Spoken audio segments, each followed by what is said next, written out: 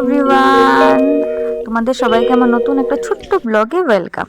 তো এখানে আমি স্নান টান করে রেডি টেডি হয়ে দাঁড়িয়েছিলাম, মাথাটাটা আছড়ে নিয়েছি। তারপরে দিলাম পুজো, যে তোমাদের সকালে পুজো একবার হয়ে গেছে গোপাল ঠাকুর, তার জন্য আর একবার পুজো দেওয়া হচ্ছে, মানে দুপুরবেলা লাঞ্চ, গপুকে লাঞ্চ করানো হচ্ছে। তো লাঞ্চে তো আমরা এমনি নকুনদানা, কাজু কিশমিশ যা থাকে সেটাই দিয়ে দিই।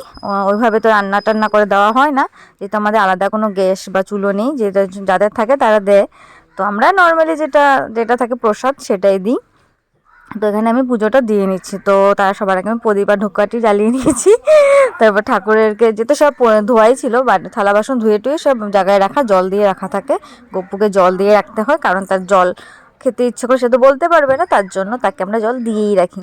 তো এখানে আমি থালাটা তবু একটু ধুয়ে নিলাম, ধুয়ে তোমার কাজু ছিল, কাজু দিয়েছি। প্রথমে ভাবলাম নকুনদানা দেবো, কিন্তু ভাবলাম না, নকুনদানা সকালে দেওয়া হয়েছিল, তো তার জন্য কাজুটা দিয়ে দিলাম। কারণ একই সেম খাবার খেতে যখন আমাদের ভালো লাগে না, তো ঠাকুরের কি করে ভালো লাগবে, তার জন্য। মাঝে মধ্যে চকলেটও দেওয়া যায়, যদি যাদের চুলো টুলো থাকে, মানে নিরামিষ, তারা তো রান্না করেও দিতে পারে। আমাদের তো আর সেই সুবিধাটা নেই, তার জন্য আমরা যেটা দেওয়ার সুবিধা সেটাই দিচ্ছি।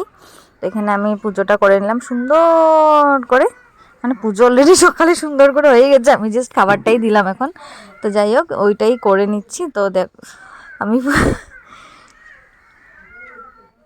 তারপরে পুজো দেওয়া শেষ হয়েই গেল। তো আমি ভাবলাম ঠাকুরটাকে একটু ছাড়ি একা, তাকে খেতে দিয়ে আমি যদি এখানে বসে থাকি কী করে হবে। তো আমি একটু সরে গেছিলাম, সরে ঠাকুরকে খাওয়ার জন্য সময় দিলাম, যে নিজে ঠাকুর তুমি খেয়ে নাও বলে আমি একটু সরে গেছি। তারপর আবার আসলাম, যে খাওয়া হয়ে গেছে, এবার গপুকে একটু খাইয়ে দেবো আমি হাত দিয়ে। কারণ এটা যারা গোপাল রাখে তারা হয়তো জানে সেই জিনিসটা, যে একটু হাত দিয়ে জল একটু খাবার খাইয়ে দিতে হয়। তো আমি এখানে একটু জল খাইয়ে দিয়েছিলাম, আর একটু কাজুটা একটু মুখে মানে জাস্ট টাচ করে দিলাম। সেটা নিয়ম বলে, জানি না আমি, যে মানে খাইয়ে দিতে হয়। তো একটু যেহেতু গোপাল জ্যান্ত ঠাকুর, তার জন্য। তো খাইয়ে দেওয়ার পরে তারপরে সব আমি মুখ টুক মুছে সব থালা বাসনগুলো আবার ঠিক জায়গায় করে রেখে দিলাম সব। আর প্রসাদটা আমি খেয়ে নিলাম, কাজু আর তুলসী পাতা, কারণ গোপালকে